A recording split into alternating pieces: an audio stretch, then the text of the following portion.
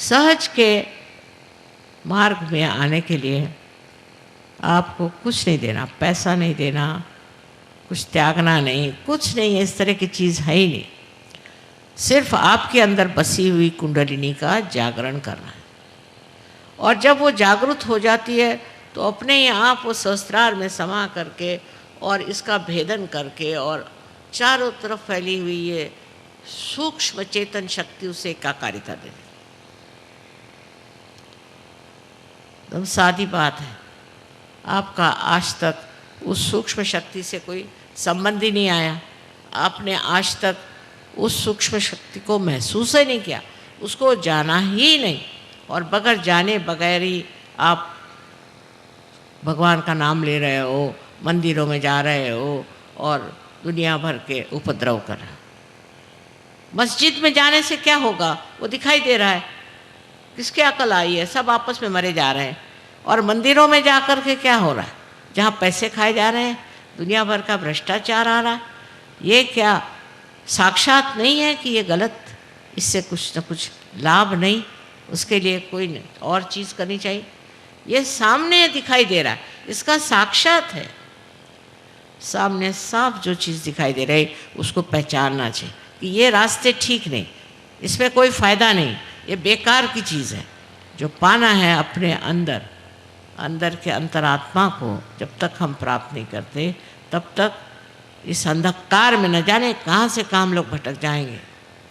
इसलिए पहला ज़रूरी चीज़ है कि आप इस अंधकार से उठें और आत्मा के प्रकाश में क्या अच्छा और क्या बुरा, इसको पहले जानें। पर आत्मा का प्रकाश जब आता है तो सिर्फ इतना ही नहीं होता। ये नहीं सिर्फ होता है कि आप निरक्षीर विवेक जिसको कहते हैं वो जान लें, किंतु आपके अंदर जो सत्सत विवेक बुद्धि है वो बड़ी प्रबल हो जाती है और आप सिर्फ जो सही होगा वही करते हैं, जो आपको नष्ट करेगा, जिसे अंग्रेजी में सेल्फ डिस्ट्रक्टिव कहते हैं, वो काम आप करेंगे ही नहीं। और सारा ही काम आप अत्यंत प्रेम से करते, अत्यंत दुलार से, प्रेम से सारी बात करते। मेरे लिए भी बड़ा मुश्किल है कि कोई कठिन शब्द कहें। आज लेकिन मैं तैयारी से आई थी कि आप लोगों से कहूँगी कि और बेवकूफ़ी मत करो, बहुत बेवकूफ़ी कर चुके। अब ये जो सहज के मार्ग से आप पाते हैं, पहले तो आप अपने अंदर शांति को प्राप्त करें। अपना देश शांति प्रिय, इस देश ने किसी भी देश पे आगाड़ी नहीं करी, किसी भी देश को लूटा नहीं, किसी भी देश की ज़मीन अपने हाथ नहीं। ये शांति कहाँ से आई? इतने हज़ारों वर्षों से हमने इतनी द्विधा उठाई तो भी ये चीज़ कहाँ से? ये इस धरती की विशेषता, जिस धरती पे आप बैठे हैं उसी धरती की विशेषता है कि हम लोग शांति प्रिय लोग। अगर कोई हमारे ऊपर आक्रमण करता है, अटैक करता है, तो ज़रूर हम उससे लड़ेंगे, लेकिन किसी के यहाँ जा कर के और हम खुराफात नहीं करते। इस तरह की व्यवस्था अभी तक अपने यहाँ नहीं, और देशों में है, अपने यहाँ उचकाएं उसको, उस पर झगड़ा लगाएं, वहाँ जाके बॉम्ब छोड़े, ये सब हम लोग नहीं करते। ये नियंत्रण हमारे ऊपर अपने आप आया हुआ है, स्वयं आया। तो अंदर की शांति प्रस्थापित होती, फिर घरों में, अपने संसार में, अपना जो छोटा सा संसार है उसमें भी शांति है, बच्चों में शांति है। शांति बहुत ज़रूरी है। जहाँ शांति नहीं होती वहाँ पेड़ नहीं उग सकते, वहाँ कुछ भी प्रगति नहीं हो सकती, एक दूसरे को काट मारने में ख़त्म हो जाते हैं। पर सहयोग से जो शांति प्राप्त होती है उससे उन्नति होती है। अभी सहयोग में कितने ही बच्चे हैं जो कहाँ से कहाँ पहुँच गए, कभी वो सोचते भी नहीं थे कि हम इसे प्राप्त करेंगे, इतना हमें मिलेगा, इतना ज्ञान और इतनी समृद्धि, और हर तरह से पूरे हो गए, भर गए। तबीयत भर गई। अगर मैं किसी को एक छोटी सी भी चीज़ देना चाहूँ तो कहेंगे माँ पहले ही तुमने तो सब दे दिया, अब क्या दे रहे हो। ऐसी स्थिति अंदर में स्थापित हो जाती है और ये जो समाधानी स्थिति है, इससे पूरी तरह से आपसी रिश्तेदारी, आपसी प्यार, आपसे समझ। अब सबसे तो बड़ी चीज़ है कि सहयोग, ये प्यार की देन, परमात्मा का जो प्यार हमारे अंदर है वो प्यार आपको मिलता है। और प्यार से बढ़ के संसार में कोई चीज़ नहीं। जिसने प्यार की महिमा जानी उसके लिए फिर और चीज़ों की कोई ज़रूरत नहीं, सारे मूल्य उसके स्थापित हो जाते हैं। प्यार ही वो पानी है जिससे कि अपने देश का जो ये बड़ा सुंदर पेड़ है ये सजीव हो जाए। आपसी प्यार, आपसी दोस्ती, अगर हमारे अंदर आपसी प्यार होता और आपसी एकता होती तो क्या मजाल है कि हमारे ऊपर किसी और का राज्य हो सकता था। आपसी प्यार, आपसी दोस्ती, आपसी एकता आने के लिए सहयोग चाहिए। इससे कलेक्टिव कॉन्शसनेस, जिसे हम कहते हैं सामूहिक चेतना, स्थापित होती। दूसरा कौन है, सब एक जीव हो जाते। अब देखिए इतने दूसरे दूसरे देश से लोग आए हैं, अनेक धर्मों का पालन करने वाले, इनमें जो एक जीवता है, इनमें जो समाधान है, एकात्म का है, वो आपको कहीं नहीं मिलेगा। आप हैरान हो जाएं कि किस तरह से ये लोग एक हो गए। आप और किसी गुरु के वहाँ जाके देखिए, ये चीज़ आपको नहीं मिलेगी। आपस में लड़ेंगे, गुरु से लड़ेंगे, पूरे समय लड़ते रहेंगे। लेकिन जब आप सहज में अपने को प्राप्त करते हैं तो ये जानते हैं कि हम भी उसी समुद्र के एक बिंदु हैं जिसमें सब एकाकारी था। समुद्र के आंदोलन से हम उठते हैं, गिरते हैं, चढ़ते हैं। ऐसी सुंदर स्थिति, ऐसी सुंदर समाज व्यवस्था अपने आप घटित हो रही है और इस हिंदुस्तान में होगी। जो गलत लोग घुस आए हैं और अपने को बड़े अधिकारी समझते हैं, इन्होंने कोई त्याग किए नहीं, इन्होंने देश के लिए कोई संग्राम किया नहीं, मुफ्त में आके कुर्सी पे बैठ गए। इसलिए अपने देश के प्रति भक्ति होना ये बहुत आवश्यक है। महज इसलिए नहीं कि ये हमारा देश है, हमारा जन्म हो, क्योंकि ये बड़ा महान देश है। इसकी महानता मैं तो वर्णन नहीं कर सकती। कभी अगर मेरे पास समय मिला तो मैं थोड़ा बहुत लिखना चाहती हूँ कि ये देश कितना महान है। इसको जानने के लिए, समझने के लिए आप लोगों में भी सहज की कुछ न कुछ प्रकृति आनी चाहिए। तब आप समझ पाएंगे कि इस देश में कितनी कितनी गहन बातें हमारे लिए हो गए, हमारा इतिहास हो गया, कैसी कैसी चीज़ें। देशभक्ति ये बहुत आवश्यक चीज़ है। अगर आपके अंदर देश में भक्ति नहीं है तो आप सहज में आ नहीं सकते। इस देश के प्रति आप ही को भक्ति नहीं, इन सब लोगों को है जो 75 देशों में सहयोग कर रहे हैं। आपके देश के प्रति इतनी भक्ति है कि जब ये बाहर से आते हैं तो आकर के और इस अपनी ज़मीन को झुक कर नमस्कार करते हैं और चूमते हैं। अब यही आपको सिखा सकते हैं कि आप अपने देश की शक्ति को पहचानें और देश का वंदन करें। इस पर तो बोलते रहें तो बोलते ही रहेंगे हम। और आज आप लोग इतनी दूर दूर से आए हैं, ठंडक में आए हैं, और एक माँ के लिए बहुत बड़ी चीज़ है। इतने बच्चे सामने हों तो वो क्या और कह सकते। मैं सिर्फ आपको ये आशीर्वाद देना चाहती हूँ कि आप आज इसी वक्त यहाँ पर आत्म साक्षात्कार को प्राप्त करें। और उसके लिए कुछ आपको करना नहीं, मैंने साफ बता दिया।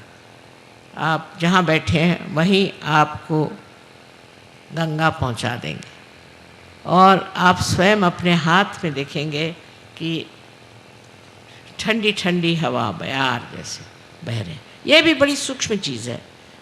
ये क्या है, ये बयार कैसी आती है, ये क्या है। अब ये सारी बातें बताने का समय नहीं, किंतु किसी दिन ज़रूर आपको बताएंगे कि ये क्या चीज़ है। यही चैतन्य का प्रभाव जो हमारे अंदर से बह रहा है, और इसी के दम पर कितनी चीज़ें आप कर सकते हैं। अपना शारीरिक, मानसिक, बौद्धिक तो आप ठीक कर ही सकते हैं, पर औरों का भी ठीक कर सकते हैं। ऐसे आप महान हैं, और आप कीचड़ में कर फंसे रहें तो मैं उसे क्या कर सकता। आपसे अब इतनी विनती है कि 10 मिनट के लिए और ज़्यादा से ज़्यादा आपको इसे प्राप्त करना। जो कुछ भी मैंने कहा सुना, उसको यही जानना चाहिए कि आपके अंदर शक्ति का जागरण करने से पहले तैयारी हो रही थी, उसके बगैर नहीं हो सकता। कायरों का काम नहीं है, और मैंने आपसे कहा कि मूर्खों का भी काम नहीं। तो समझदारी से इस चीज़ को स्वीकार करें कि आप स्वयं आत्मा हैं, और आत्मा को प्राप्त करना ही एक ही लक्ष्य है जीवन का, और कोई लक्ष्य नहीं।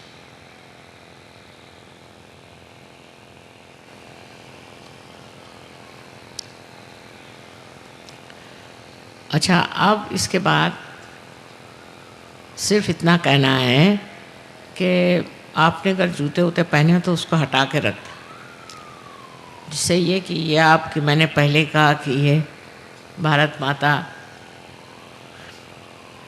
के पता नहीं कितने ऋषि मुनियों ने पवित्र की हुई जगह है ये, और इस जगह का जो पुण्य प्रताप है उससे आप क्या क्या प्राप्त करेंगे ये देखना।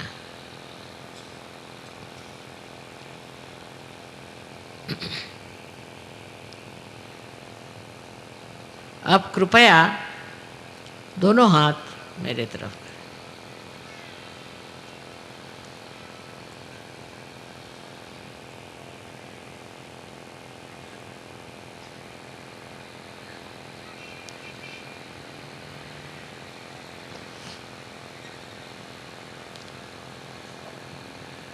अब ये हाथ मेरी ओर करें, और ये हाथ राइट हैंड आपके तालू के ऊपर, जो कि एक पहले स्निग्ध हड्डी थी यहाँ बचपन में, उसके ऊपर ये हाथ कर।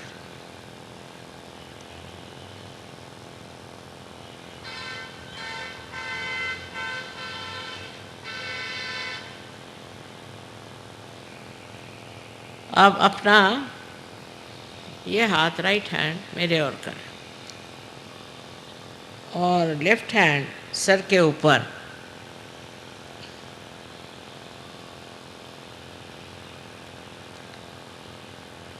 फिर से तालू पर ऊपर रखें अधांतर में, माने उसके ऊपर नहीं रखना, अधांतर में। देखिए अब इसमें से कोई ठंडी ठंडी या गरम हवा आ रही है क्या, बयार आ रही क्या, ऐसे देखें।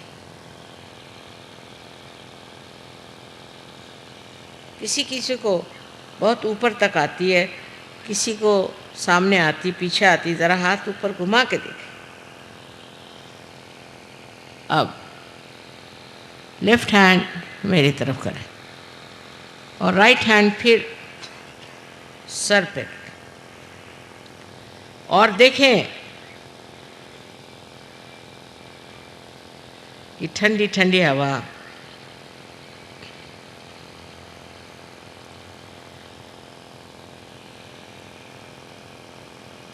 आ रही है क्या।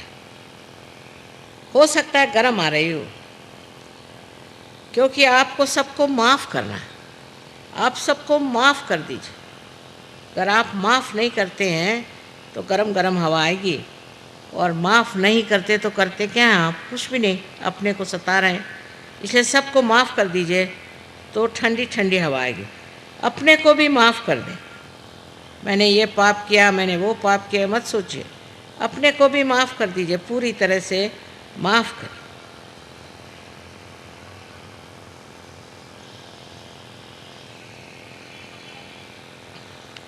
अब दोनों हाथ मेरे ओर कर। Please put both the hands towards me, please.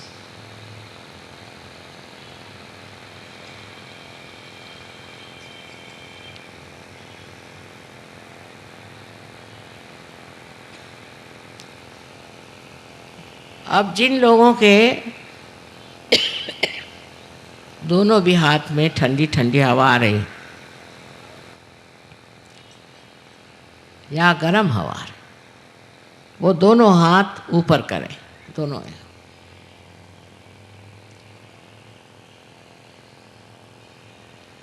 यहाँ से वहाँ तक सबको अनंत आशीर्वाद है, सबको अनंत आशीर्वाद है। आपने तो प्राप्त कर लिया, आपका बीज तो प्रस्फुटित हो गया। अब इसके वृक्ष बनाने, और इसके इतने वृक्ष जितने आप लोग हैं बन जाएं, तो फिर क्या कहने। तब फिर ये कलयुग कितने दिन टिक सकेगा। सत्य युग तो आ ही रहा है, लेकिन उसका अभी प्रकाश पूरी तरह से फैला नहीं। आप ही उसके प्रकाश देने वाले आप ही लोग हैं। और मुझे पूर्ण विश्वास है कि आप लोग सहजों को फैलाएंगे। हर एक आदमी एक एक हज़ार आदमी को पार कर सकता है, हर एक औरत एक एक हज़ार औरतों को पार कर सकती है। और सबको चाहिए कि कोशिश करके और पार करें, लोगों को पार करें, माने आत्म साक्षात्कार दें। आप सबको मेरा अनंत आशीर्वाद।